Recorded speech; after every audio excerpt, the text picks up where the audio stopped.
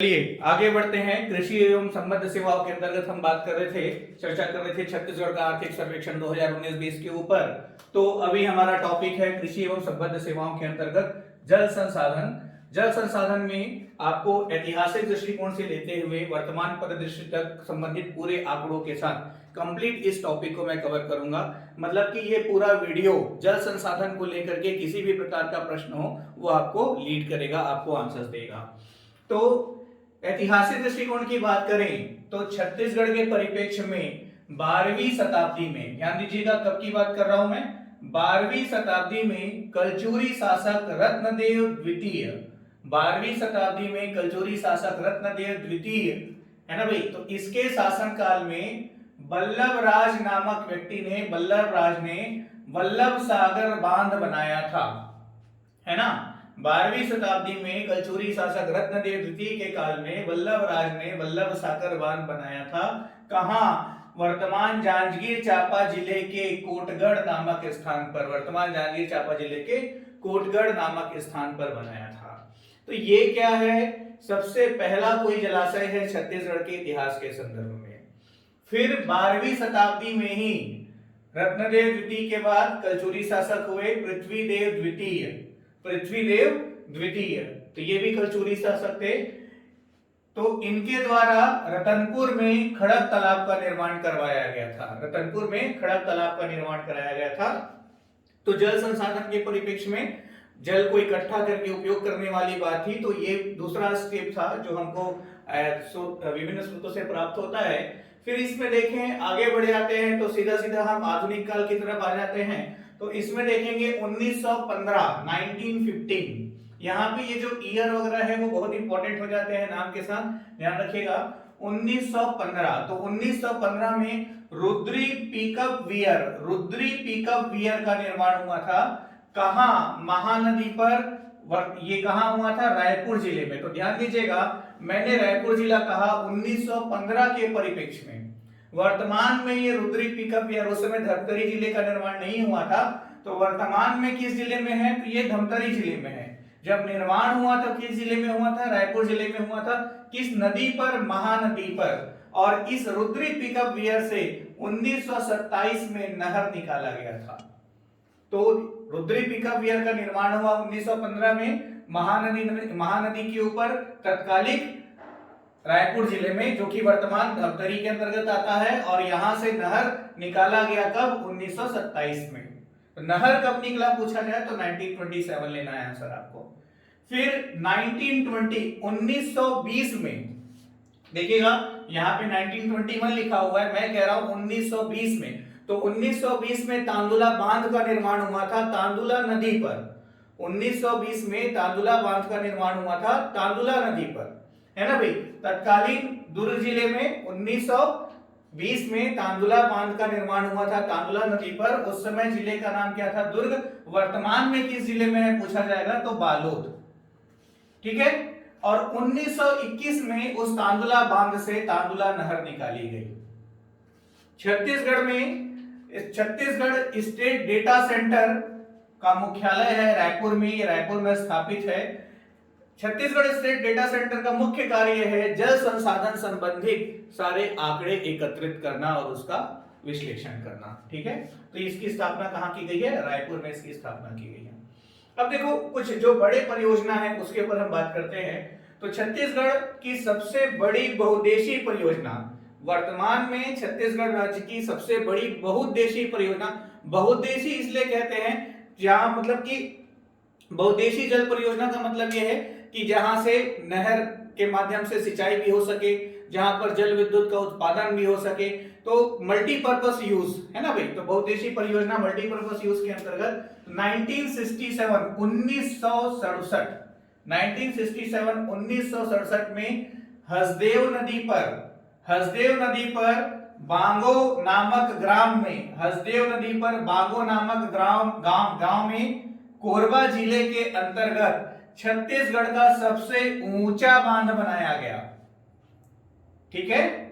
1967 में हसदो नदी के ऊपर बांगो ग्राम में कोरबा जिले के अंतर्गत छत्तीसगढ़ का सबसे ऊंचा बांध बनाया गया, जिसको मिनी माता हसदेव बांगो परियोजना के नाम से जाना जाता है। मिनी माता हसदेव बांगो परियोजना के नाम से जाना जाता है। मिनी माता जो है वो छत्तीसगढ़ की पहली महिला सांसद रही, तो उनके नाम पर इनका नामकरण किया गया है। और इस परियोजना के ही अंतर्गत मिनी माता हसदेव बांगो परियोजना में ही माचा डोली, क्या नाम ले रहा हूं मैं, माचा डोली नामक स्थान पर 120 मेगावाट का जल विद्युत संयंत्र स्थापित किया गया है, जहां से 120 मेगावाट जल विद्युत ऊर्जा की प्राप्ति होती है। ध्यान दीजिएगा, यहां पर 40 मेगावाट के 3 लगाए गए हैं। तो ऐसा भी हो सकता है कि 120 मेगावाट की जगह लिखा रहे 30 गुणे 4, 40 गुणे 3, ऐसा अलग अलग करके लिख दे तो 40 मेगावाट के 3 संयंत्र स्थापित है। कुल 120 मेगावाट का जल विद्युत उत्पादन होता है मिनी माता हसदेव बांगो परियोजना से। और सबसे ज्यादा मात्रा में जल विद्युत देने वाला एकमात्र संयंत्र है ये छत्तीसगढ़ में। इसके अलावा और भी जल विद्युत का उत्पादन होता है, पर वो 10 मेगावाट 7 मेगावाट है, जो कि बहुत कम है। अब इसमें आगे देखिएगा, मिनी माता हसदेव बांगो परियोजना का जो लक्ष्य रखा गया था वो रखा गया था 2,47,000 हेक्टेयर, 2,47,000 हेक्टेयर कृषि भूमि में सिंचाई की व्यवस्था करना। लेकिन अपने लक्ष्य से बहुत ऊपर जाते हुए, कितना, 170% की तीव्रता से, तो ये भी पूछा जा सकता है, 170% तीव्रता से अपने लक्ष्य को पार करते हुए 170% के साथ ये जो है 4,20,580 हेक्टेयर, 4,20,580 हेक्टेयर कृषि भूमि में सिंचाई की सुविधा उपलब्ध करा रहा है, जिसके अंतर्गत कोरबा, जांजगीर चांपा और रायगढ़ जिले के 923 ग्राम में सिंचाई सुविधा उपलब्ध है। टारगेट रखा गया था 800 ग्राम में, मिला है 923 ग्राम में। तो हर दृष्टिकोण से मिनी माता हसदेव बांगो परियोजना जो है राज्य की एक विशेष पहचान के रूप में भी है। आगे इसमें देखिएगा, मिनी माता हसदेव बांगो परियोजना से ही एनटीपीसी, एसईसीएल, बीपीसीएल, छत्तीसगढ़ विद्युत मंडल, छत्तीसगढ़ राज्य विद्युत मंडल कोरबा और कोरबा नगर निगम को जल की प्राप्ति होती है। तो इन्हीं सारी चीजों को मिक्स करके पैराग्राफ राइटिंग की जब हम बात करते हैं तो आपका मेंस का आंसर हो जाता है। ठीक है, डिपेंड करता है क्वेश्चन कैसा पूछा गया है। अब इसमें दूसरा बड़ा प्रोजेक्ट हम देखें तो वो है रविशंकर परियोजना, जिसको महानदी परियोजना के नाम से भी जाना जाता है। ईयर लेंगे 1912 टू 1915, 1912 से 1915, है ना भाई, रविशंकर परियोजना। तो रविशंकर परियोजना के अंतर्गत 1915 में रुद्री पिकअप वियर का निर्माण हुआ था, जिसके बारे में अभी हमने चर्चा की। और यहां पर लघुपन बिजली संयंत्र स्थापित किया गया था, लघुपन बिजली संयंत्र यहां पर स्थापित किया गया था। फिर रुद्री बैराज, फिर क्या होता है 1993 में, ध्यान दीजिएगा, 1993 में जो रुद्री बैराज है वो रुद्री पिकअप वियर की जगह ले लेता है। मतलब कि रुद्री पिकअप वियर का सिस्टम बदल करके उसको रुद्री बैराज के नाम से डेवलप किया जाता है। तो 1993 में Rudri barrage Rudri pickup wear का की जगह ले लेता है। तो वर्तमान में क्या है, रुद्री बैराज है।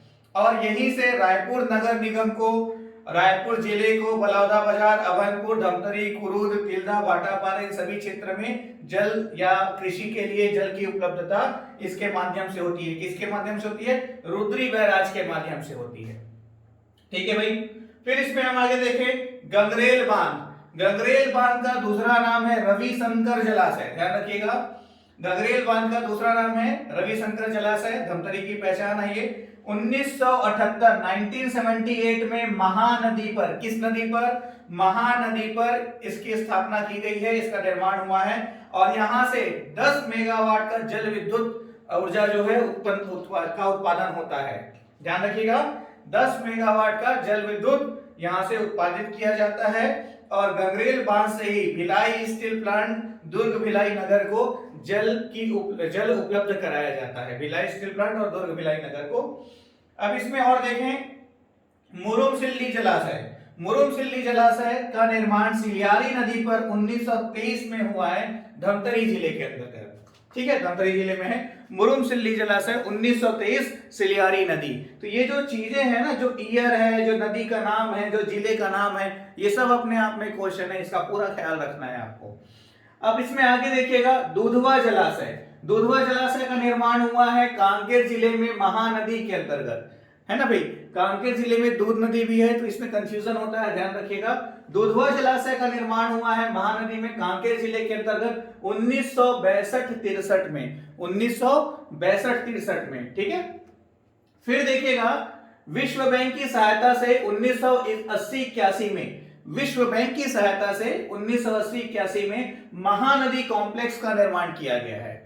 1980-81 में विश्व बैंक की सहायता से महानदी कॉम्प्लेक्स का निर्माण किया गया है और इसके माध्यम से 3.40 लाख हेक्टेयर क्षेत्र में सिंचाई सुविधा उपलब्ध कराई जा रही है। तो महानदी कॉम्प्लेक्स की विशेषता ये रही कि इसके अंतर्गत छोटे आसपास के क्षेत्र के छोटे बड़े जितने भी नहर या बैराज वगैरह स्थापित किए गए थे उसका एकीकरण करते हुए यूनिफॉर्म वे में उसका डेवलपमेंट किया गया, है ना भाई। और लक्ष्य रखा गया है इसके माध्यम से लगभग 3.40 लाख हेक्टेयर कृषि क्षेत्र में सिंचाई सुविधा उपलब्ध कराई जाती है। तो महानदी कॉम्प्लेक्स के अंतर्गत सोंडूर जलाशय का निर्माण हुआ है 1979 टू 1989, है ना भाई, 1989 से 1979। तो 1979 से 1989 थोड़ा सा ईयर मिसमैच हो गया, तो 1979 टू 1989 के बीच में, तो मतलब कि 1979 से काम चालू हुआ, 1989 में काम कंप्लीट हुआ। सोंडूर जलाशय किस नदी पर, सोंडूर नदी पर किस जिले में, धमतरी जिले में, ठीक है। किस नदी पर, सोंडूर नदी पर किस जिले में, धमतरी जिले में। तो विभिन्न ये सब जो जलाशय है इन्हीं का एकीकरण करते हुए उसको महानदी कॉम्प्लेक्स के फॉर्म में डेवलप किया गया है। सीकासार परियोजना, सीकासार परियोजना गरियाबंद जिला, वर्तमान गरियाबंद जिला, तत्कालीन रायपुर। तो सीकासार परियोजना गरियाबंद जिला पैरी नदी पर 1972 से 95, 1972 टू 1995, ईयर वगैरह का भी ख्याल रखना है यहाँ पर। और इसी में फुगदा पिकअप वियर भी बनाया गया है और सीकासार परियोजना के अंतर्गत 7 मेगावाट का जल विद्युत संयंत्र स्थापित है। तो जल विद्युत संयंत्र वाला सीकासार परियोजना हुआ। यहाँ पे मैंने आपको बताया था गंगरेल बांध और यहाँ पे हसदेव बांगो परियोजना। अब ये भी क्वेश्चन हो सकता है कि इनमें से किस बैराज में या किस बांध में जल विद्युत संयंत्र स्थापित नहीं है ना भाई। तो इन तीनों जगह स्थापित है, इसका ध्यान रखना है। तो सीकासार परियोजना के अंतर्गत 7 मेगावाट का जल विद्युत संयंत्र भी स्थापित किया गया है। साराडीह बैराज महानदी पर, साराडीह बैराज महानदी पर जांजगीर चांपा जिले के अंतर्गत, और शिवरी नारायण बैराज, शिवरी नारायण बैराज महानदी पर जांजगीर चांपा जिले के अंतर्गत। दोनों सेम है, नाम अलग अलग है, लोकेशन अलग अलग है, नदी और डिस्ट्रिक्ट सेम है। फिर है महानदी कॉम्प्लेक्स की तरह तांदुला कॉम्प्लेक्स परियोजना। तो इसके माध्यम से बालोद जिला, दुर्ग जिला, बेमेतरा और भिलाई स्टील प्लांट वगैरह के क्षेत्र में जल उपलब्ध कराया जाता है तांदुला कॉम्प्लेक्स के माध्यम से। तो 1920 में इसके अंतर्गत तांदुला बांध बना, है ना भाई। तो क्या है 1920 में जो तांदुला बांध बना था और जो खरारा जलाशय है, गोंदली जलाशय, इसको मिला करके तांदुला कॉम्प्लेक्स का निर्माण किया गया है और एकीकृत करते हुए उसको डेवलप किया गया है। तो 1920 में तांदुला नदी पर बांध बना था जिसको तांदुला बांध के नाम से जानते हैं, है ना भाई, जिसके बारे में अभी मैंने आपको यहाँ पे बताया था। उस समय का दुर्ग जिला, वर्तमान का बालोद जिला, जिले का भी नाम याद रखना है। 1967 में खरखरा नदी पर, कहां पर, खरखरा नदी पर खरखरा जलाशय का निर्माण हुआ है। 1967 में तांदुला कॉम्प्लेक्स के अंतर्गत 1967 में खरखरा नदी पर खरखरा जलाशय का निर्माण हुआ है। यह भी क्वेश्चन बनता है कि तांदुला कॉम्प्लेक्स में इनमें से क्या शामिल नहीं है ना। तो जो शामिल है वो मैं आपको मेंशन कर रहा हूं। 1956 में गोहार नदी पर, 1956 में गोहार नदी पर गोंदली जलाशय का निर्माण हुआ है। गोहार नदी पर गोंदली जलाशय का निर्माण हुआ है। ध्यान रखिएगा, धैर्य रखिएगा और एक बार दो बार वीडियो को देखिएगा, चीजें अपने आप आपको याद रहेंगी और एग्जाम में ऑप्शंस देख करके राइट आंसर स्ट्राइक करेगा निश्चित तौर पर, है ना भाई। तो बिल्कुल रुकना नहीं है, थकना नहीं है, उम्मीद बरकरार रखिए, बी पॉजिटिव, ठीक है, होगा अच्छा। अब तांदुला कॉम्प्लेक्स के बाद इसमें हम आगे देखें मनियारी। यहां पर देखो कॉम्प्लिकेशंस है, ये जो मैंने लिख रखा है, मस्त मस्त क्वेश्चन पहले बने हुए हैं। प्रथम दृष्टया बहुत ही सरल लगते हैं पर क्वेश्चन पेपर में बड़ी गंभीर समस्या उत्पन्न कर देते हैं। तो इसमें देखिएगा मनियारी, मनियारी नदी का नाम है, तो मनियारी परियोजना बोल लीजिए। या खुड़िया परियोजना बोल लीजिए, मनियारी परियोजना बोलिए या खुड़िया परियोजना बोलिए या राजीव गांधी परियोजना बोलिए, तीनों एक ही है। तो मनियारी परियोजना, खुड़िया परियोजना या राजीव गांधी परियोजना किस नदी पर? मनियारी नदी पर, लोरमी तहसील मुंगेली जिले के अंतर्गत। मनियारी नदी पर, लोरमी तहसील मुंगेली जिले के अंतर्गत 1924 से 30, 1924 में काम शुरू हुआ, 30 में समाप्त हुआ। ठीक है, मनियारी, खुड़िया या राजीव गांधी। तो यहां पे ध्यान रखिएगा, है ना भाई, खुड़िया से बुढ़िया और बुढ़िया तो सोनिया गांधी, तो राजीव गांधी, ऐसा करके कनेक्शन बन जाता है। खूटा घाट खारंग, खूटा घाट जलाशय या खारंग जलाशय कहिए या संजय गांधी परियोजना कहिए। ध्यान दीजिएगा, ये दोनों में बहुत कंफ्यूजन होता है, राजीव गांधी, संजय गांधी के कारण, है ना। तो खूटा घाट जलाशय खारंग नदी पर, है ना भाई, खारंग जलाशय, संजय गांधी परियोजना कहां? खारंग नदी पर, खूटा घाट में, बिलासपुर जिले के अंतर्गत 1920 से 1931, 1922 1931, 1920 से 1931। जोक व्यपवर्तन, जोक व्यपवर्तन जोक नदी पर अर्जुनी नामक ग्राम में, महासमुंद जिले के अंतर्गत। जोक नदी पर अर्जुनी नामक ग्राम में, महासमुंद जिले के अंतर्गत 1975 टू 1995 जोक व्यपवर्तन परियोजना। कोडार परियोजना, इसी का दूसरा नाम वीर नारायण सिंह परियोजना भी है। कोडार परियोजना का दूसरा नाम वीर नारायण सिंह परियोजना भी है। कोडार नदी पर, कहां पर? कोडार नदी पर कौवाझर नामक गांव में, कौवाझर नामक गांव में, महासमुंद जिले के अंतर्गत। निर्माण वर्ष है 1976 टू 95, 1976 से 95 के बीच बना है। ठीक है, ये फिर घोंघा जलाशय, घोंघा जलाशय निर्माण वर्ष है 1978 टू 1982। घोंघा जलाशय घोंघा नाला पर, करगी रोड, बिलासपुर। घोंघा नाला पर, करगी रोड, बिलासपुर। कुंवरपुर जलाशय, कुंवरपुर परियोजना, कुंवरपुर परियोजना किस जिले में? सरगुजा जिले का पहला परियोजना था ये। तो कुंवरपुर परियोजना किस जिले में? सरगुजा जिले में। सिर्फ यही ध्यान रखिएगा, कुंवरपुर परियोजना सरगुजा जिले में। महान परियोजना, महान परियोजना किस जिले में? सूरजपुर में। महान परियोजना सूरजपुर में। खोंसरा व्यपवर्तन, खोंसरा व्यपवर्तन, है ना भाई, कहां? अरपा नदी पर, अरपा नदी पर, आमा मोहन ग्राम, बिलासपुर जिले के अंतर्गत आता है ये खोखसरा व्यपवर्तन, अरपा नदी पर, आमा मोहन ग्राम। ठीक है, किंकारी सिंचाई नाला, किंकारी सिंचाई नाला है रायगढ़ जिले के अंतर्गत सारंगगढ़ में, किंकारी सिंचाई नाला। तो यहां पर नाम के साथ उसका जो लोकेशन है वो परीक्षा के दृष्टिकोण से महत्वपूर्ण है, जिसका आपको ख्याल रखना है। अब देखते हैं, राज्य में 4 बृहद परियोजना है जो निर्माणाधीन है, निर्मित है ना भाई। तो जैसे कि 4 बृहद परियोजनाएं हैं राज्य में निर्माणाधीन, तो उसमें से जैसे सोंडूर है, अब ये प्रारंभ हो चुका है तो इसको निर्मित की कैटेगरी में हम रखेंगे, बाकी अभी भी निर्माणाधीन है। तो 4 बृहद निर्माणाधीन परियोजना का नाम क्या है? तो पहला है, देखिएगा, अरपा भैंसाझार। पहला है अरपा भैंसाझार, कहां? कोटा के अंतर्गत, बिलासपुर जिले में। और अरपा भैंसाझार के माध्यम से कोटा, बिल्हा, तखतपुर क्षेत्र के 102 गांव में सिंचाई सुविधा उपलब्ध कराई जाएगी। तो अरपा भैंसाझार, कोटा, बिलासपुर। फिर दूसरा इसमें देखिए केलो परियोजना। केलो परियोजना के संदर्भ में ध्यान रखिएगा, इसका दूसरा नाम दिलीप सिंह जुदेव जी के नाम पर दिलीप सिंह परियोजना भी है, दिलीप सिंह जुदेव परियोजना भी है ना भाई। छत्तीसगढ़ के सांसद रह चुके हैं दिलीप सिंह जुदेव जी। तो केलो परियोजना दनौट नामक स्थान पर, केलो नदी पर, नदी का नाम क्या है? केलो परियोजना केलो नदी पर। ठीक है, जगह का नाम क्या है? दनौट। जिला कौन सा है? रायगढ़। इसका दूसरा नाम क्या है? दिलीप सिंह जुदेव परियोजना, ध्यान रखिएगा। और इसके माध्यम से रायगढ़, जांजगीर चांपा जिले के 175 गांव में सिंचाई सुविधा उपलब्ध कराई जाएगी। केलो परियोजना निर्माणाधीन है अभी।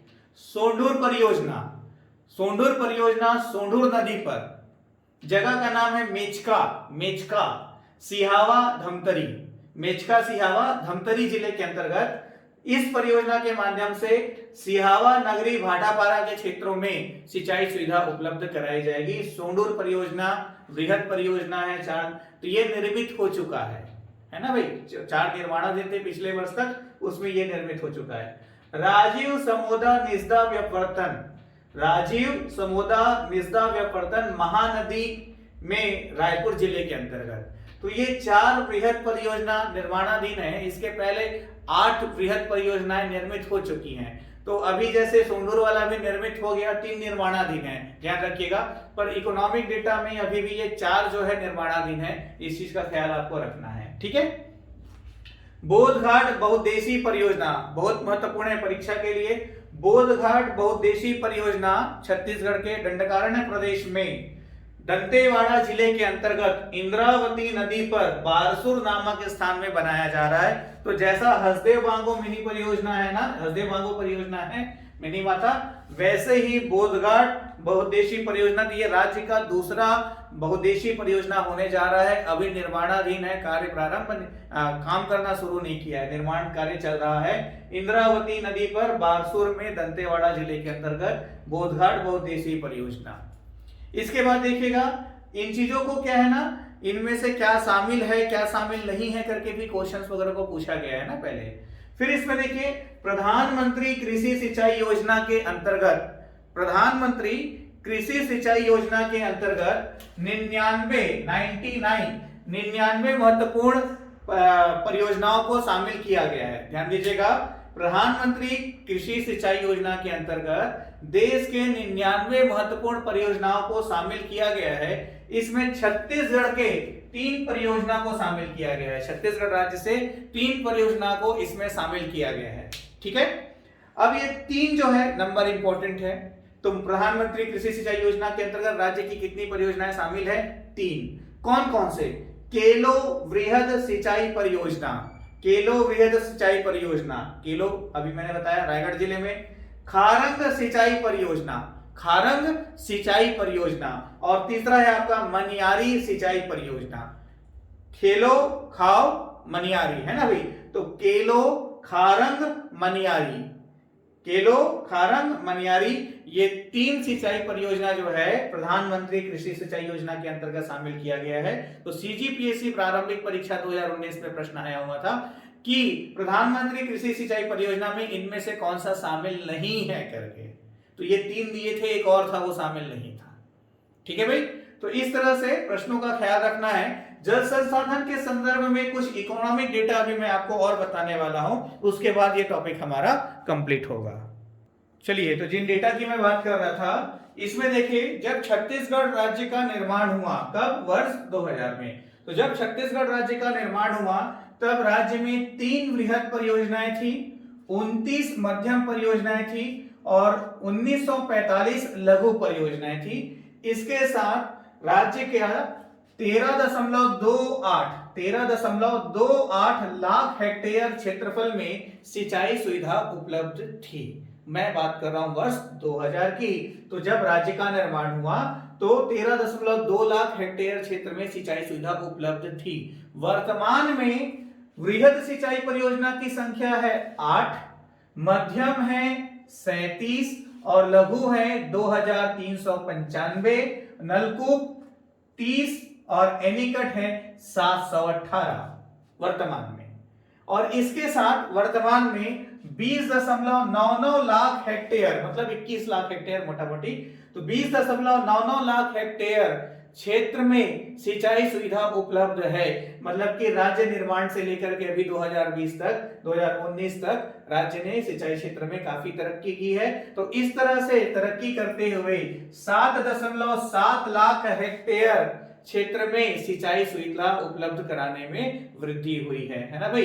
तो पिछले 18 वर्षों में पूछा जाए, पिछले 18 वर्षों में कितने क्षेत्र में सिंचाई सुविधा उपलब्ध कराई गई है छत्तीसगढ़ सरकार द्वारा? तो पिछले 18 वर्षों में 7.71 लाख हेक्टेयर क्षेत्रफल में, ठीक है, 7.71 लाख हेक्टेयर क्षेत्रफल में आपका सिंचाई सुविधा उपलब्ध कराई गई है। तो जब राज्य बना तो 13.28 था, वर्तमान में 20.99 लाख हेक्टेयर क्षेत्रफल है जहां पर सिंचाई सुविधा उपलब्ध है। निर्माणाधीन 4 बृहद परियोजना निर्माणाधीन है जिसके बारे में मैंने आपको बताया है, 1 मध्यम परियोजना निर्माणाधीन है और 369 लघु परियोजना निर्माणाधीन है, 145 एनीकट निर्माणाधीन है। तो इसमें ध्यान दीजिएगा, व्यापम ने 2018 में एक बार ऐसा प्रश्न पूछा था कि इनमें से कौन सा एक सही नहीं है करके, है ना। तो 4 ऑप्शन में क्या क्या थे, 4 बृहद परियोजना निर्माणाधीन है, 3 मध्यम परियोजना निर्माणाधीन है, आपका 369 लघु परियोजना निर्माणाधीन है, ऐसा करके आधी बात समझ में। तो उसमें क्या था, जैसे ये जो 718 है आपका, ठीक है, तो उसमें जो निर्माणाधीन है की बात हुई थी, तो ये 718 को यहां लिख दिया था और वो ऑप्शन डी गलत था।